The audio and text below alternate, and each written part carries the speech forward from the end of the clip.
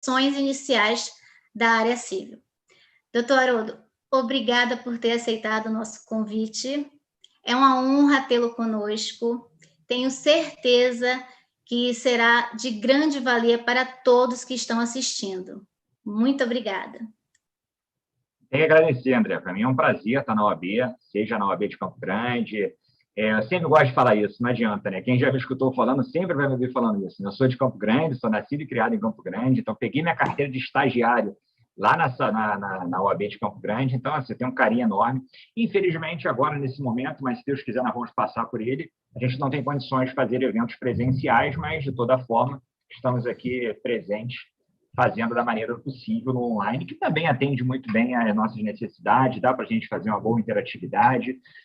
A pandemia serviu também para trazer esses meios de comunicação. A gente consegue, se faz uma sustentação oral, daí a pouco você entra numa palestra, está fazendo outra coisa, está fazendo uma conferência com o seu cliente, e as coisas estão funcionando.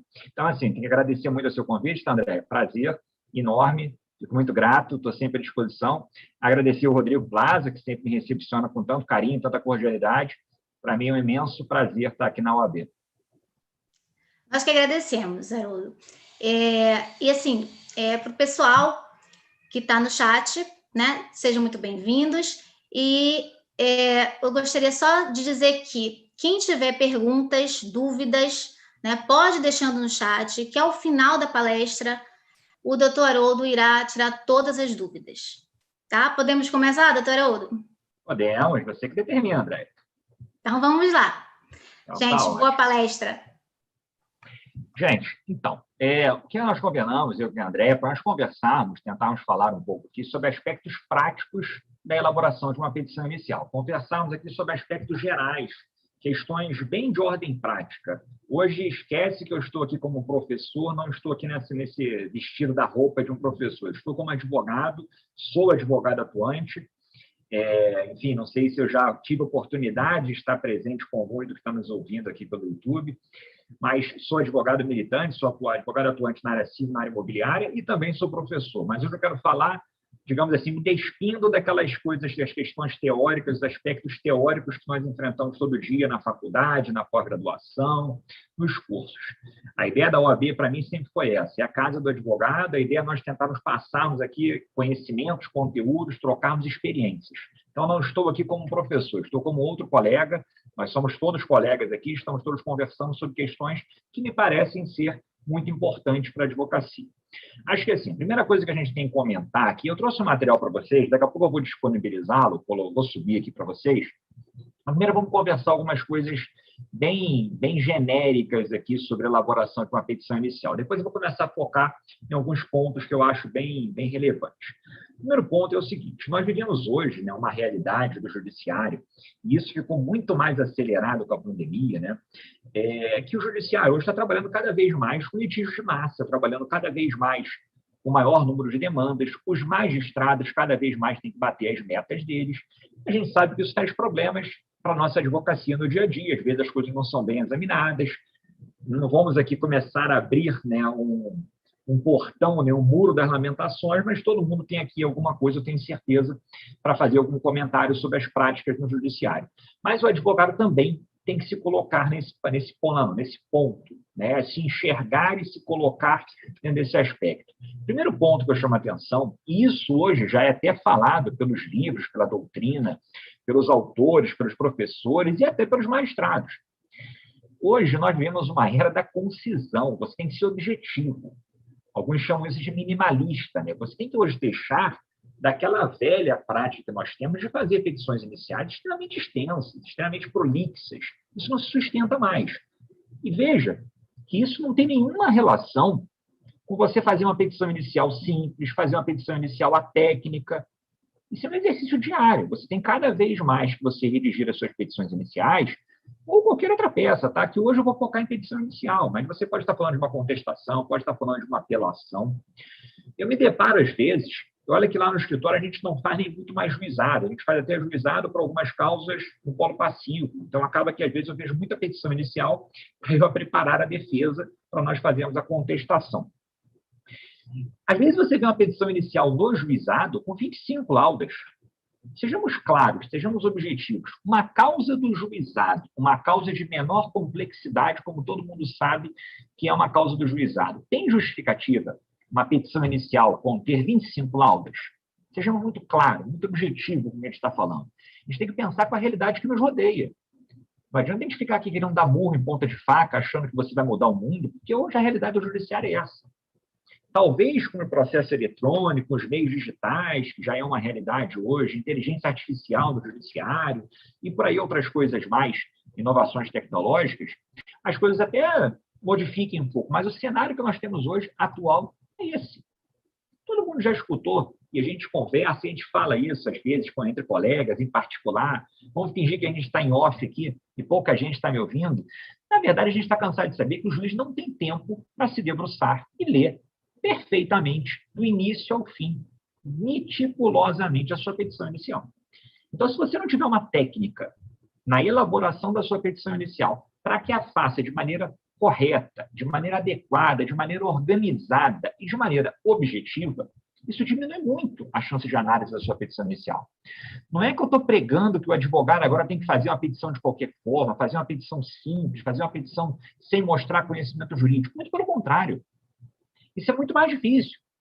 Eu, por exemplo, eu sou um cara que eu falo muito. Você já deve ter percebido em 2 minutos de fala que eu estou aqui. Se você me deixar falando, eu falo 5 horas aqui sobre esse assunto. E se nós temos que tomar cuidado, que às vezes a gente acaba transportando essa ideia para a nossa petição. A linguagem verbal, ela é muito mais fácil, muito mais compreensível do que uma linguagem escrita. Claro que aqui na linguagem verbal a gente acaba flexibilizando, usando uma linguagem não formal. Na petição inicial a gente acaba tendendo a usar linguajar mais formal. E às vezes no afã, na vontade de querer fazer uma petição inicial bem feita, ter toda a atenção com o direito do cliente, a gente acaba cometendo esse erro. E não é na má fé, não é mal intencionado, nada disso. É que a gente não percebe. Então, eu vou continuar sempre falando isso. Toda palestra minha, se alguém já ouviu falando em algum momento, eu sempre falo isso. Hoje, nós vivemos, como o ministro Luiz Roberto Barroso ele fala, nós vivemos uma revolução da brevidade.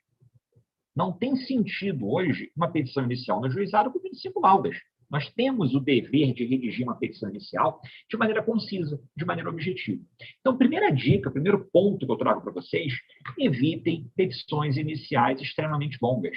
Não há necessidade de se fazer uma petição inicial gigantesca, porque você sabe que, evidentemente, na prática, lá no interior do gabinete, sozinho, o magistrado no gabinete dele ou na casa dele em home office, ele não irá ler aquela petição inicial toda. Ele vai fazer aquela leitura na diagonal, aquela leitura rápida, que todo mundo faz. Quando você pega a sentença, também você acaba dando uma lida rápida na petição, na sentença. A sentença, se você observar, raras vezes você vai ver uma sentença gigantesca, com 10, 15 laudas. Por que a sua petição inicial tem que ter 15, 20 laudas? Se a sentença, por exemplo, vai ter 3, 4 laudas. Ainda te falo mais, se você observar a sentença e você tirar da sentença o tanto de decisões judiciais que os magistrados citam, talvez a sentença dele sobe 2 páginas.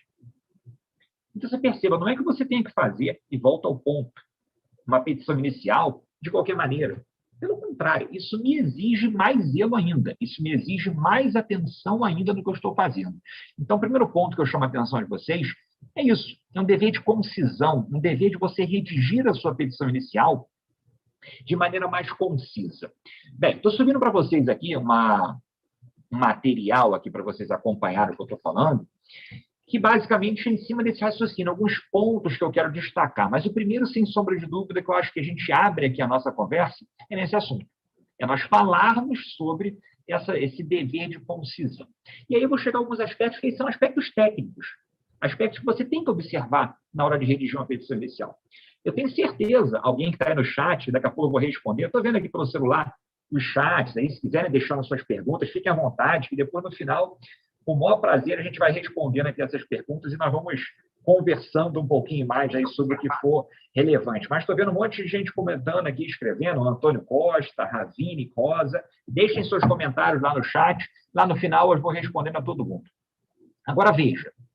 Primeiro ponto, eu tenho certeza que quando você redige sua petição, ou por prática, ou por costume, ou pelos modelos que você tem na sua petição inicial do seu escritório, não tem nenhum erro você usar modelo, desde que você use modelos seus, modelos que você criou. Não fique pegando na internet modelos aleatórios que, evidentemente, você não vai ter ali uma coisa confiável.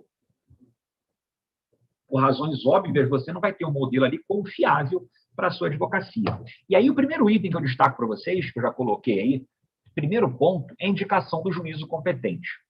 Toma cuidado, pode parecer uma besteira. Petição inicial não se direciona ao juiz da terceira vara cível.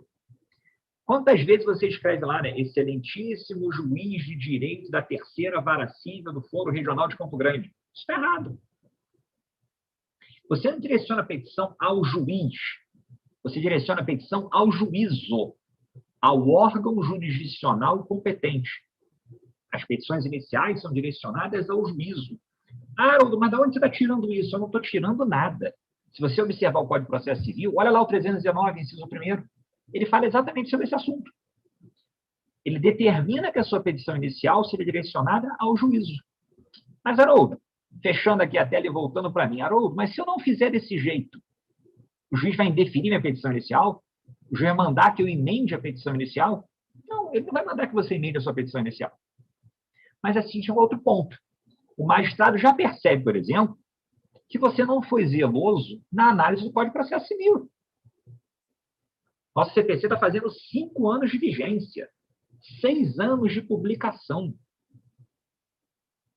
Não estou aqui fazendo crítica a você, que por acaso, se você escrevia desse jeito, fazia desse jeito, fique tranquilo, isso acontece. Às vezes eu mesmo pego a petição inicial do escritório, contestação, que passa.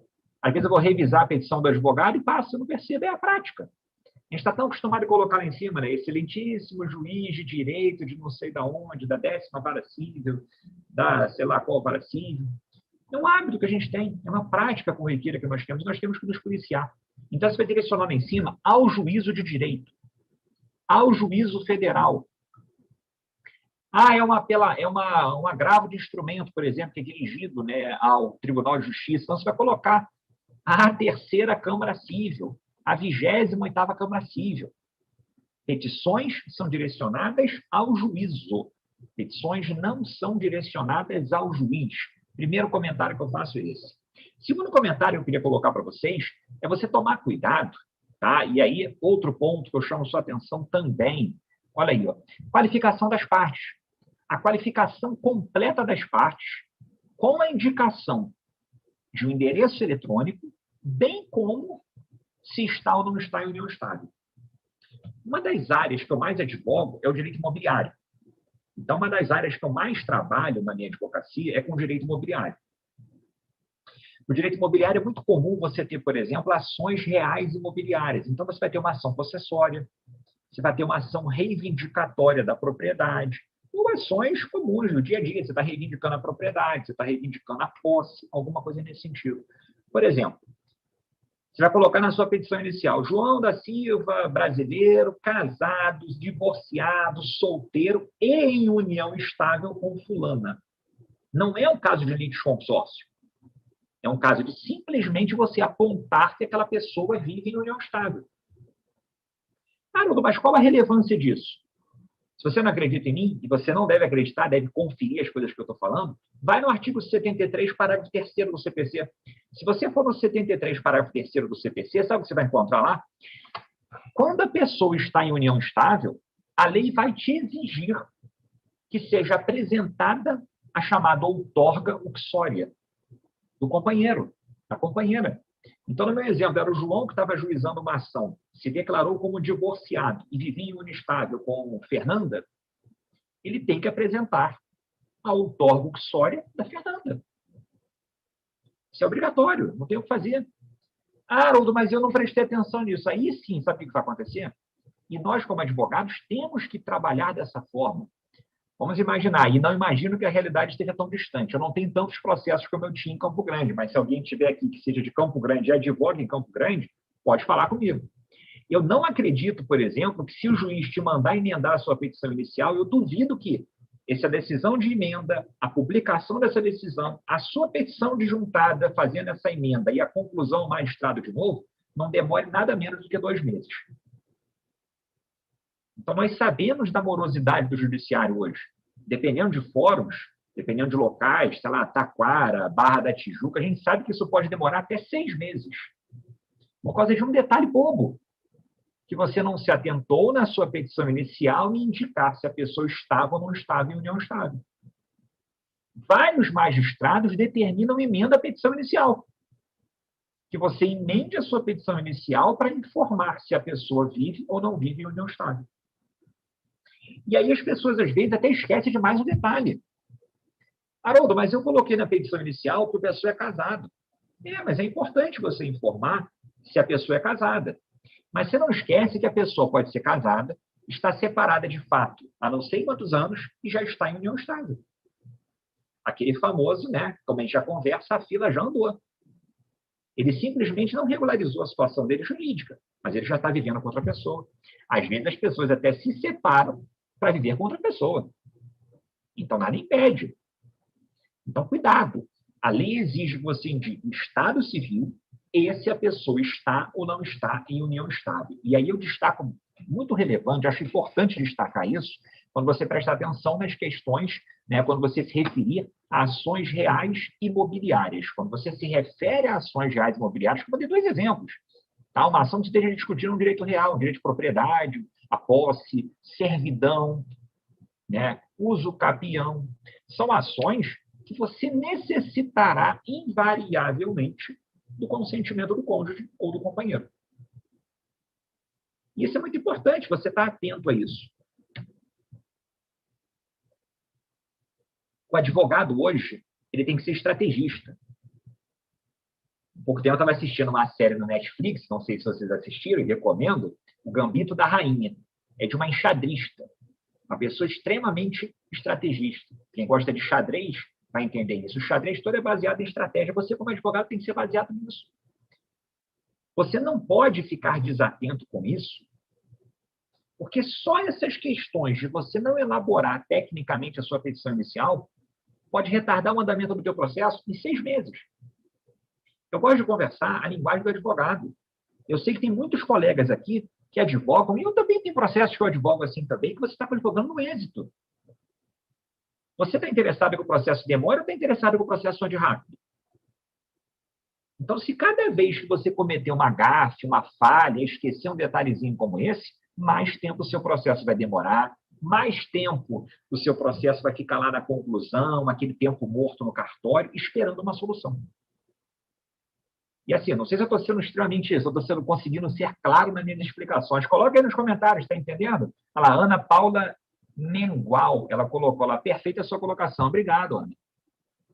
Eu quero conversar com vocês das coisas concretas da advocacia. Eu falei que a gente não vai estar falando hoje aqui de questões teóricas, isso aí a gente deixa para outros momentos das nossas vidas que a gente possa conversar sobre essas questões. Estou falando de questões de aspectos práticos. Eu tenho no escritório um processo, eu estou advogando pelo réu. É uma ação de extinção de condomínio. Quem já atuou em ação de extinção de condomínio, né, eu tenho... O meu cliente, ele é coproprietário juntamente com mais 11 herdeiros. Então, olha que maravilha. São 12 pessoas que são proprietárias de um mesmo apartamento na Tijuca. Vocês têm noção que é óbvio que isso não pode terminar bem. Então, assim, aqueles problemas clássicos, né? Um quer pagar o IPTU, o outro não quer pagar. Aí um paga lá um percentualzinho lá do condomínio, o outro não paga. Aí aqueles problemas infinitos e tem que se ajuizar uma ação para extinguir aquele condomínio ali na propriedade. Pois é, eu estou do lado dos 6 que estão interessados em pagar. E os outros 6 que não estão interessados em pagar, ajuizaram uma ação de extinção do condomínio. Mas veja, o advogado na petição inicial não observou indicação de endereço eletrônico, não observou se as pessoas, qual era o estado civil adequado das pessoas, só colocando de qualquer maneira, colocou fulano solteiro, o outro ele nem colocou. 6 autores. 6, tem faltando mais um dedo. 6 autores. Aí vem aquele despachozinho da vara civil, lá no centro. Falo lá no centro porque eu estou em casa, eu estou em home office, como todos devem estar. Perceba, a pessoa pode estar muito bem lá na petição inicial dele, fez a petição inicial, mas a petição inicial dele nem citou o meu cliente ainda. O juiz nem despachou o CITSE. Se você não tomar cuidado com isso, a petição inicial fica patinando, gente. A verdade é essa. A sua petição inicial ela ficará patinando. Você não vai conseguir dar andamento na sua petição inicial. O teu processo não vai caminhar. Isso é muito triste. Você fica lá tentando dar andamento no seu processo e cadê? Você não consegue andar com o processo. E outra coisa, nós somos advogados. Hoje você sabe que o advogado é sempre observado pelo cliente. às vezes, alguns colegas não são éticos. Essa pessoa está ajuizando a ação, ela vai ter um primo, vai ter um amigo, vai ter uma pessoa que é advogada, ela vai perguntar para esse amigo sobre o seu processo. Aí a pessoa entra no sistema do TJ, vê lá, emende a petição inicial ao autor para cumprir o 319. Como é que você explica questões dessa, por exemplo, para o seu cliente? Entende o que eu quero colocar? Então, toma cuidado com esses pontos, né? São detalhes, são coisas simples que você tem que tomar cuidado na redação da sua petição inicial. Volta ao ponto. Petição inicial simples não quer dizer petição inicial atécnica. Petição inicial enxuta não quer dizer petição inicial mal formulada, mal redigida. Isso tem que ser um exercício diário. Diariamente, quando você fizer a sua petição inicial, você quer ver um hábito que eu criei, por exemplo, na minha advocacia?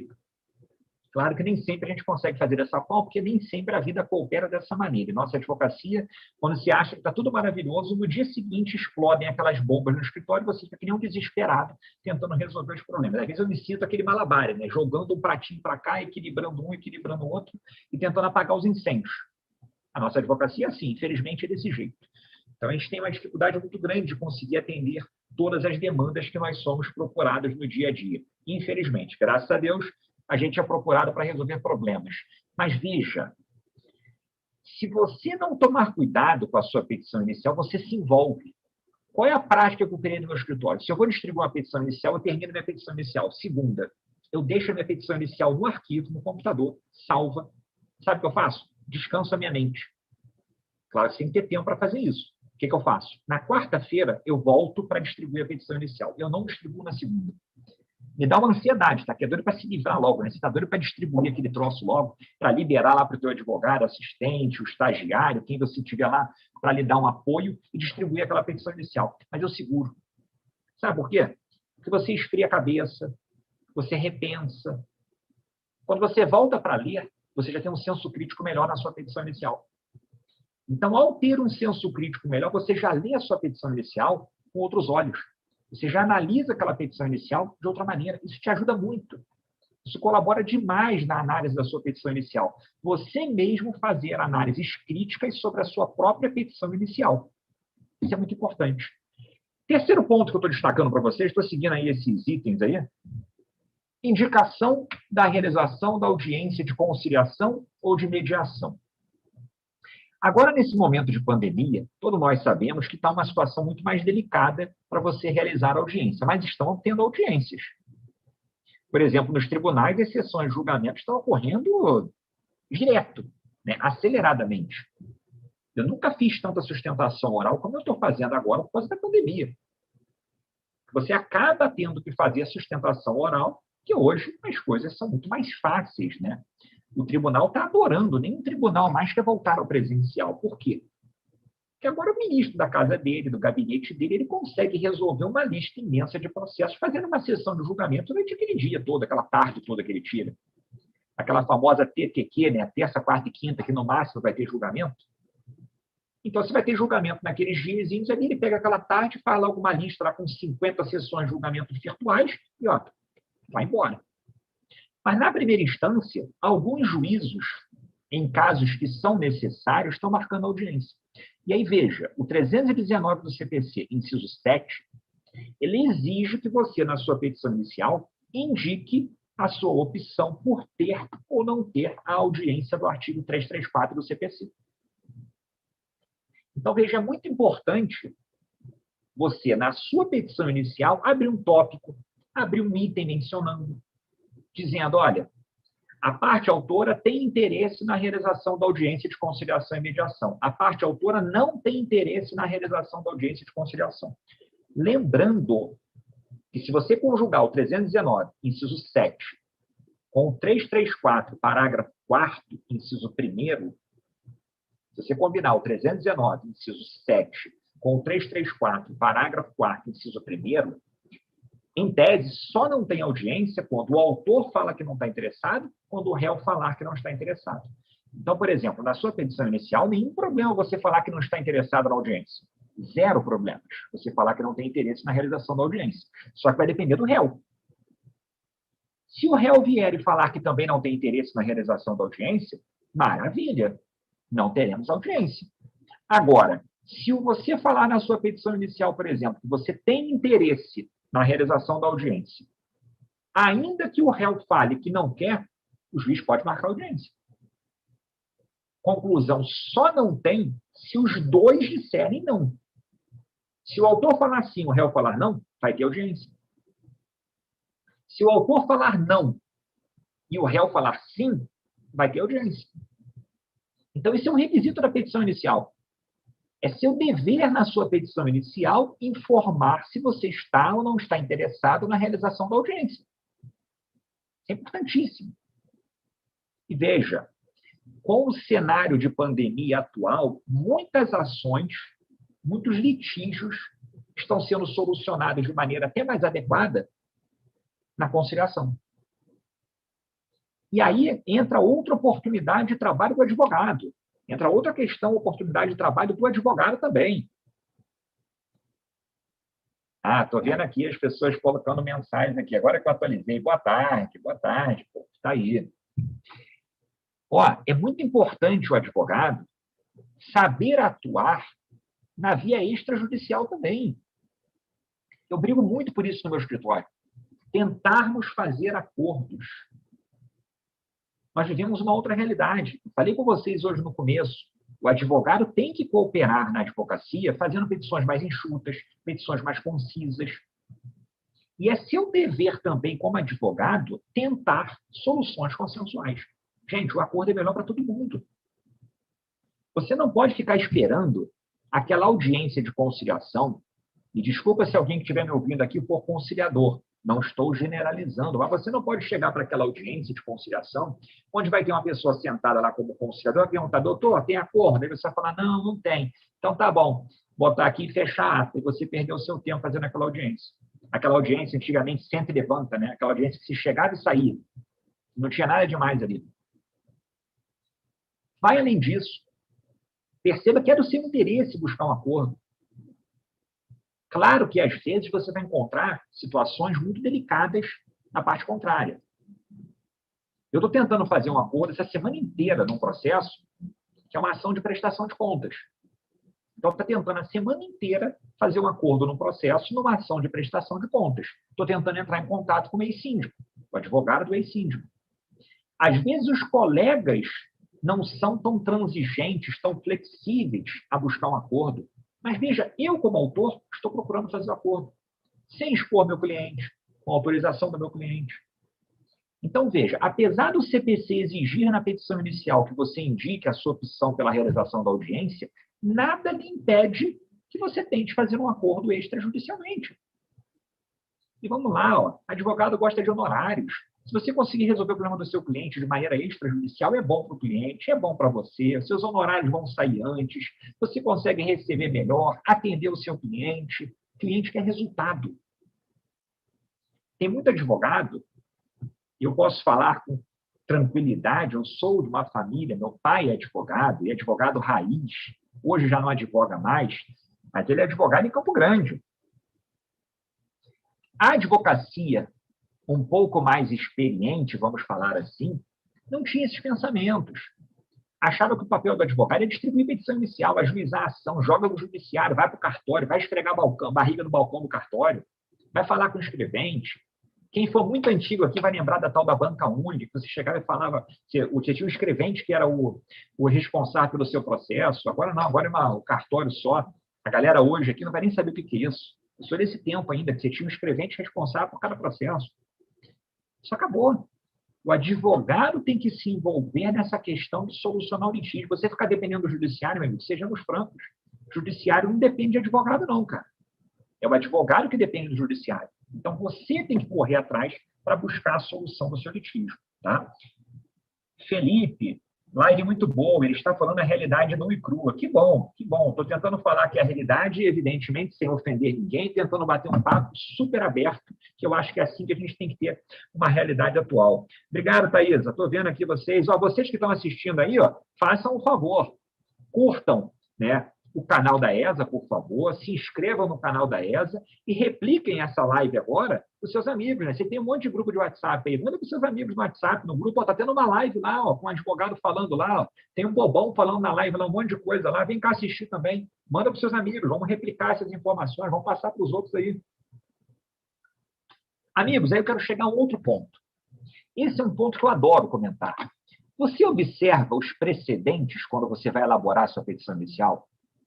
E olha, se você, por exemplo, não se conformou quando eu falei que você tem que fazer uma petição minimalista, uma petição inicial enxuta, veja, quando eu falei que você tem que fazer uma petição inicial enxuta, você tem que fazer uma petição inicial enxuta, é seu dever. Não tem para que você ficar 10, 12 parágrafos batendo em cima de um mesmo argumento. Isso é pior. Sabe o que isso é pior? Às vezes, os bons argumentos vão se perder em vários outros argumentos que você está colocando ali, que é mera perfumaria, mera alegoria, é a cereja do sundae, não vai acrescentar em nada. Seja mais racional, seja pragmático. E uma das coisas que colabora muito nesse pragmatismo, eu adoro essa palavra, ser pragmático é ser objetivo, é não fazer rodeios. Olha aí, ó, o dever de concisão, eu já falei com vocês, eu vou falar o tempo inteiro do dever de concisão, mas olha aí, ó, observância dos precedentes. Você tem o hábito de pesquisar, por exemplo, se você está me ouvindo aqui, você advoga no TJ do Rio, na Justiça Estadual do Rio, se você advoga na Federal, se você advoga no juizado, você tem o hábito de, pelo menos uma vez na semana, você ler as súmulas das turmas recursais, ler os enunciados das turmas recursais dos juizados. Ah, mas eu não faço juizado, porque juizado é o inferno, juizado é isso, juizado é aquilo. Eu sei que você fala um monte de coisa de juizado, então tá bom, eu faço vara civil. Você sabia que o Tribunal de Justiça tem súmulas, tem informativos da sua jurisprudência? Amigos, isso vai te ajudar em vários aspectos. Vai te ajudar no artigo 332, que é o artigo que eu coloquei para vocês aqui, ó, e no 311. Vou dar 2 exemplos disso rapidamente, que você vai perceber aqui a importância desses dispositivos. Tá? Veja, gente, o artigo 311, ele fala da chamada tutela de evidência. O artigo 332, ele trabalha com a chamada improcedência liminar. 2 institutos peculiares. Então, veja, se você apresenta a petição inicial do seu cliente e você não tem o hábito de acompanhar a jurisprudência dos tribunais, você está se expondo a um risco tremendo. Sabe qual é o risco? Vai lá no 332, dá uma lidinha. Se a sua causa que você apresentou ao magistrado, ela for manifestamente contrária a um precedente do STJ, do STF, a uma súmula já do tribunal, o juiz está autorizado a julgar o seu pedido improcedente, de maneira liminar. Amigos, a principal coisa que você constrói uma carteira sólida de clientes no seu escritório é a sua credibilidade. É o boca a boca. Hoje, você tem muitas coisas. Tem marketing digital, você pode divulgar conteúdo nas suas redes sociais. Todo dia eu divulgo conteúdo nas minhas redes sociais. Daqui a pouco eu vou passar minhas redes sociais para vocês me seguirem. Sigam, por favor. É muito importante você divulgar seus conteúdos, a sua atuação, o seu dia a dia. Isso mostra autoridade, mostra que você é um advogado alinhado com o mercado, que você está atuando de verdade. Mas veja, é tão importante quanto isso também você cultivar o seu bom nome. Como que você vai conseguir manter o seu nome se você ajuizou uma petição inicial do seu cliente e a primeira decisão judicial que o juiz te deu foi uma improcedência total do seu pedido? Isso faz sentido. Você distribuiu uma petição inicial, a primeira coisa que o magistrado te respondeu, sabe o que foi? Julgo improcedente. Você está lendo comigo lá o artigo 332? Você já pensou como que isso vai ser ruim para a sua carreira, para a sua clientela? Gente, você sabe que a relação advogado e cliente é uma relação de amor e ódio, né? Para você cair para o lado do ódio, é isso.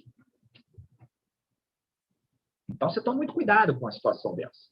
E aí, o 311, ele coloca uma outra situação interessante. Coloquei aqui um ponto, digamos, da dor. Agora, eu vou te colocar um ponto aqui da felicidade, um ponto interessante. Presta atenção. Veja, o 311 do CPC, ele traz a famosa tutela de evidência.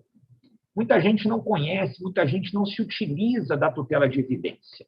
A tutela de evidência é uma hipótese, a tutela de evidência é uma situação onde você vai requerer ao magistrado uma das espécies de tutela provisória, mas pautada num alto grau de probabilidade de você ter razão.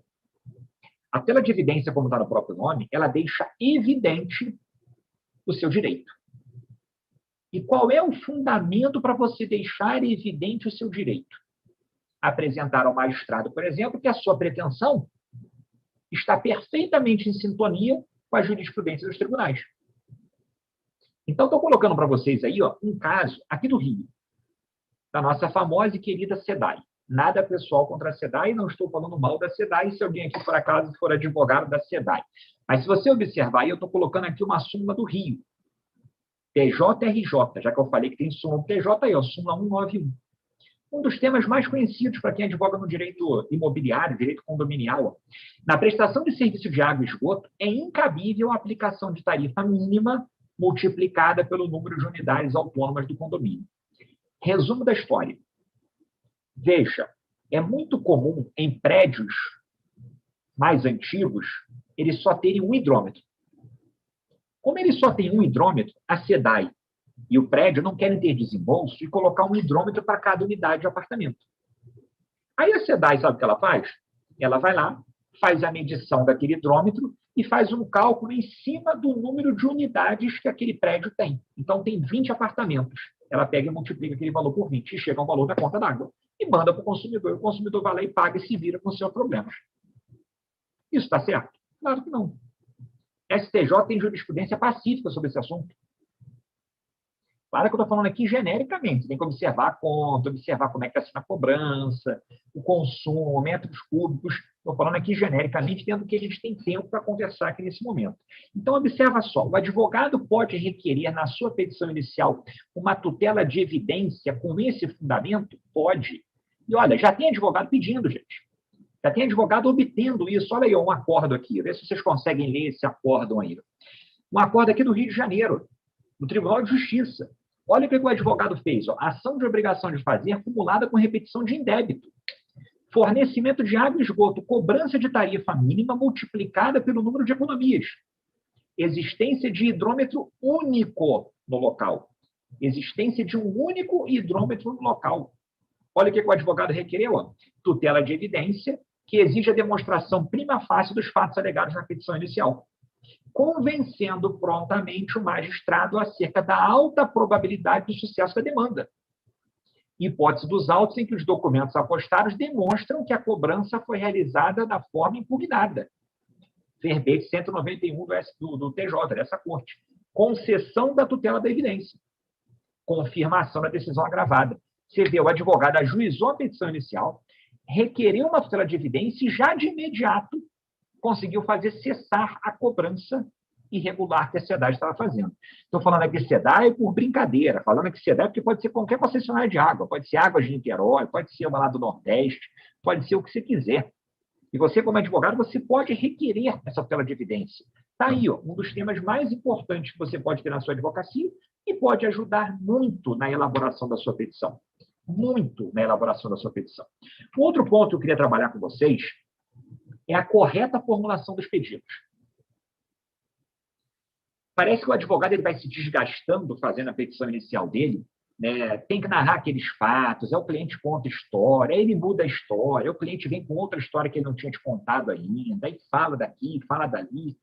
Parece que você se satura tanto daquilo, se cansa tanto, que quando você chega na hora de fazer o pedido, parece que já está saturado, já está esgotado. Pois é. Então, relaxa, descansa e volta. Dá um tempinho para o seu cérebro, para o teu corpo, que a gente precisa disso. E volta depois para exatamente falar dos seus pedidos. Porque o pedido você tem que fazer cirurgicamente. Sabe por quê? Dizem as más línguas que o juiz só avalia o seu pedido. Porque é com base no pedido que ele tem que decidir. Então, se ele já deu uma passada de olho na petição inicial, já entendeu o que se trata dos fatos, já entendeu o que se trata do que está sendo discutido, o que ele vai prestar atenção no pedido. Porque ele não está interessado em dar uma sentença que tem uma nulidade. Porque, por exemplo, se o autor pediu dano material e dano moral, e o juiz botou lá material, moral e estético, a sentença dele, pelo menos nesse capítulo que fala do dano estético, vai ser uma sentença nula. Você vai pecar por uma nulidade. Então, o magistrado ele fica muito atento aos seus pedidos. Por exemplo, quer ver? Muita gente aqui, quem tiver no chat aqui, eu estou dando mais olhadinha, mas não estou falando muito, olhando muito, senão acabo me perdendo no que eu estou falando. Ao final, eu respondo todas as perguntas, tá? Quer ver só? Você que está aí me escutando, está aí no chat, nós estamos aqui ao vivo, estou vendo aqui, eu tenho 110 pessoas, fico muito feliz com a presença de todos, com todo esse alcance aí da OAB, esse alcance de todos que estão aqui, eu tenho 110 pessoas nos ouvindo agora ao vivo, isso é uma maravilha. Se nós estivéssemos na OAB presencial, talvez não nos tivéssemos condições de falar para 110 pessoas. Então, isso é maravilhoso. Agradeço a todos que estão presentes aqui, perdendo um minutinho, um tempinho da sua tarde para estar participando comigo aqui ao vivo. Veja, gente. Observa o 292, inciso 5 do CPC. Quantas vezes nós formulamos na petição inicial pedido de dano moral genérico? Quantas vezes nós formulamos na petição inicial pedido de dano moral genérico? Para o que é dano moral genérico? Eu quero a condenação do réu em dano moral a critério a ser fixado pelo juiz. Isso é um pedido de dano moral genérico. Você não falou quanto que você quer. Você não falou se você quer 5, se você quer 10, se você quer 20. Sabia que isso está errado? Sabia que o juiz pode mandar você emendar a petição inicial e corrigir? Quem fala o dano moral é você. É você que estabelece qual o dano moral. É dever seu estabelecer o dano moral. O código te exige. Haroldo, mas não é assim. É assim, sim. Vai no artigo 331 do CPC. Você sabia que a sua petição inicial pode ser indeferida por inépcia? Não sou eu que estou falando, é a lei. Isso acontece. Tem magistrado que é muito criterioso, vocês sabem disso. Para não falar uma outra palavra, um outro adjetivo. É chato mesmo. Vai te exigir aquele pelo em ovo. Você sabe disso, que ele vai te pedir. Então, você tem que tomar cuidado com isso. Viviane está elogiando a minha aula. Obrigado, Viviane. Eu combinei com a Viviane para ela fazer uns elogios aqui no chat, entendeu? Então, eu vou dar depois uns honoráriozinhos para ela, um percentual no êxito dos processos lá, só para ela vir aqui no chat fazer elogio da minha aula. Então, a gente fez esse trato aqui. Para quem está assistindo aí, pode fazer elogio também, tá? Eu adoro receber elogio. Pode fazer suas perguntas também. Fique extremamente à vontade aí, hein? Pois é. É isso. Gente, a sua petição inicial pode ser indeferida por inépcia. Por um detalhe. Você não formular corretamente os seus pedidos. Mas aí, eu também não vou trazer só notícia ruim. Eu quero tentar, pelo menos, trazer algumas notícias que sejam, pelo menos, razoáveis ou de média para bom para vocês. O STJ, ele tem uma jurisprudência, por exemplo, que permite a chamada interpretação compreensiva do seu pedido. Olha aí, estou colocando para vocês aí. O 322, daqui a pouco ela sobe para vocês aí no YouTube. Tem um delay aí. É engraçado que tem um delay, né? Eu falo aqui, aí eu olho lá no YouTube, daí a 10 segundos as pessoas respondem lá no YouTube. Mas é isso, eu sei que vocês estão me acompanhando ao vivo. Olha o STJ. Vocês sabem o que é interpretação compreensiva do pedido? Agora aqui é o argumento para salvar o seu problema, tá, gente? Se você está fazendo uma apelação, se está fazendo um recurso, é para ajudar aqui na sua petição. Pedido não é somente o que está em destaque no final da sua petição, no item dos pedidos, tá? Pedido é o conjunto da sua postulação. Pedido é o analisado em conjunto na sua petição. Então, tudo que você apresenta na sua petição inicial. Então, por exemplo, se eu narrei que o autor sofreu dano moral, porque a sua imagem, a sua honra foi agredida, foi maculada, mas no final eu esqueci de pedir dano moral. Não interessa. Não sou eu que estou falando. Olha o STJ, julgado de 2020. Olha aí, provimento jurisdicional representar decorrência lógica do pedido, compreendendo como aquilo que se pretende da instauração da demanda e se extrai a partir da interpretação lógico-sistemática do afirmado na petição inicial, recolhendo todos os requerimentos feitos em seu corpo, e não só aqueles constantes do capítulo especial ou sob a rúbrica 2, pedidos. Olha que julgado interessante. Anota isso, se você quiser anotar esse julgado, anota o número desse julgado do STJ. Você pode usar esse julgado na sua petição, pode usar esse julgado no recurso que você esteja elaborando. Então, é muito importante você estar afinado com isso. É muito importante, vou tirar, hein? Anotou? Anotou. Tá aí. Ó. É muito importante você estar alinhado, tá? Estar afinado com esse julgado. Olha a importância da jurisprudência, como isso pode colaborar na sua advocacia, como isso pode engrandecer a sua advocacia, te ajudar demais na sua advocacia. Então, toma cuidado, gente. Resumindo tudo o que a gente falou, faça a sua petição inicial de maneira enxuta, observe os precedentes, seja rigoroso com a técnica, revise a sua petição inicial, veja se você preencheu todos os requisitos legais. Quer ver uma outra coisa? Muito advogado peca nisso. Há pouco tempo a gente abriu, foi no final do ano passado para começar esse ano, a gente abriu seleção no escritório para um advogado. A gente contratou um advogado pleno. Não era nem um júnior, nem um sênior, era um médio. Está lá com seus 3 anos de formado, 4 anos de formado, um advogado pleno. Aí, beleza. O advogado estava distribuindo uma petição inicial. Depois que ele distribuiu uma petição inicial que eu fiz lá, eu fui olhar no sistema. As pessoas têm o hábito de se subir para o sistema, petição inicial, como se fosse, vamos, sobe aí documento. Gente, por favor, é seu dever provar ao juiz o que você está alegando. E quando eu falo provar, por favor, não é só provar na audiência, provar com documentos, é deixar claro. Gente, quando você subir para a árvore do processo os documentos, suba os documentos de maneira organizada. Coloca os documentos numa ordem lógica. Coloca os documentos agrupados. Hoje, você tem na internet páginas, I Love PDF, Small PDF, que você consegue manejar gratuitamente arquivos de PDF. Coloque os documentos organizados.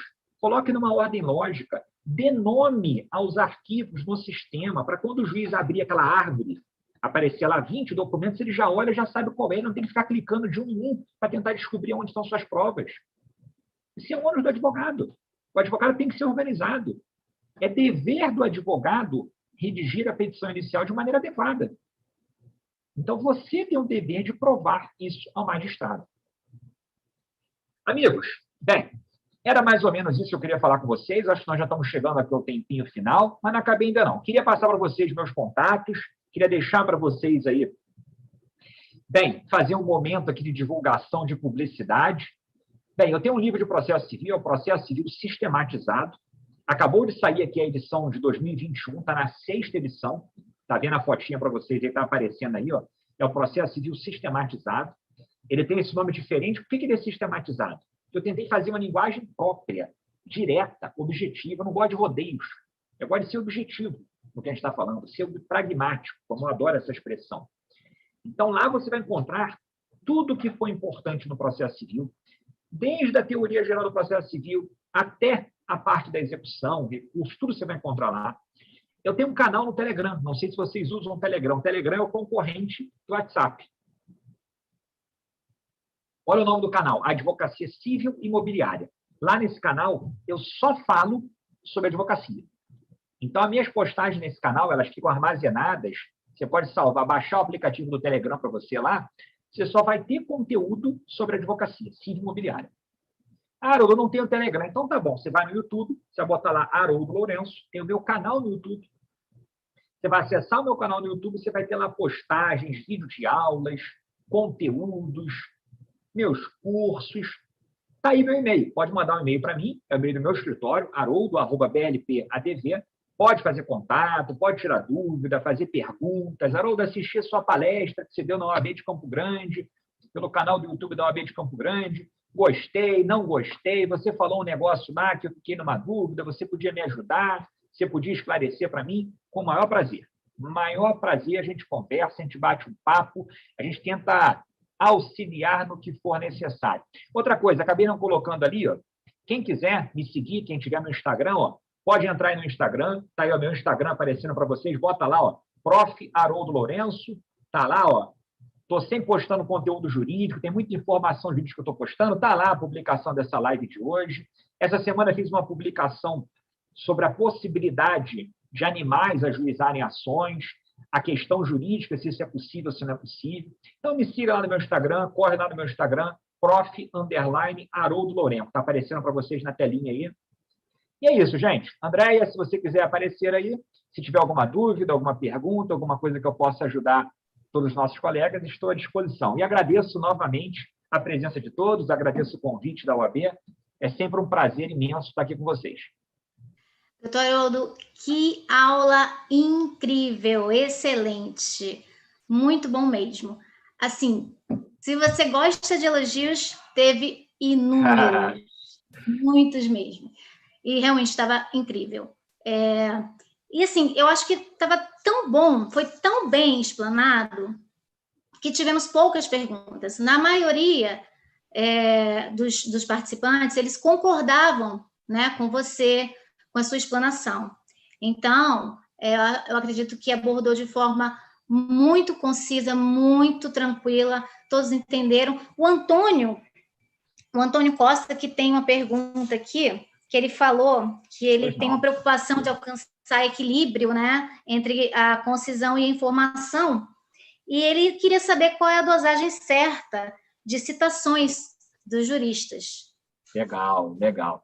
Assim, quem, por exemplo, agora é o momento de fazer publicidade, né? Quem, por exemplo, foi lá no meu Instagram, eu soltei uma publicidade essa semana, uma propaganda, que eu gosto muito de passar esses conteúdos para advogados, e fiz uma brincadeira. Não sei se vocês vão conhecer esse autor, que todo mundo fala, eu botei assim, segundo Calamandrei. Calamandrei é um autor do direito velho, antigo pra caramba.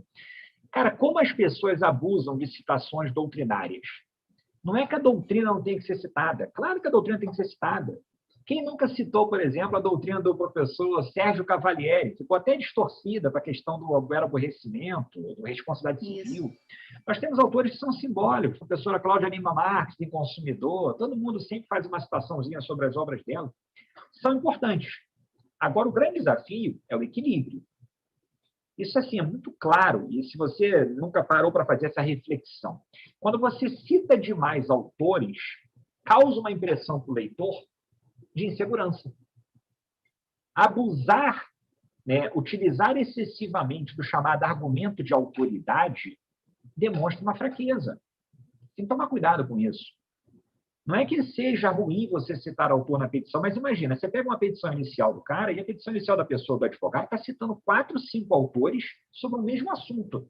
Não, cara, só pode me dar a entender que essa pessoa tem uma insegurança naquele assunto e está colocando tanto para tentar passar os vídeos de credibilidade. E não é por aí. Então, você tentar atingir um ponto de equilíbrio é sempre fundamental. Eu, por exemplo, no meu escritório, na minha advocacia, eu dou muito mais prevalência a você citar jurisprudências atualizadas do que citar autores. Quando eu estou falando de um assunto que é muito teórico, que tem que ser discutido, por exemplo, tudo bem, você trazer um autor, 2 autores, que sejam referência. Tomar cuidado como que você cita. A gente não pode negar, a internet está aí hoje, todo mundo usa o Google, pesquisa coisas na internet. Toma cuidado com o autor que você está pesquisando, se você está pegando na internet, vai ser um livro mesmo. Olha a doutora Andréia, com vários livros lindos atrás dela ali, você tem que ter sua coleção, use livros adequados. Às vezes eu vejo um colega citando, você vai pegar um livro de 1998. Não tem sentido citar um autor de 1998. Eu vejo pessoas citando, às vezes, autores de processo civil, que é a minha área de predileção. Você vê um cara citando um autor que eu sei que aquele autor só escreveu na vigência do Código passado.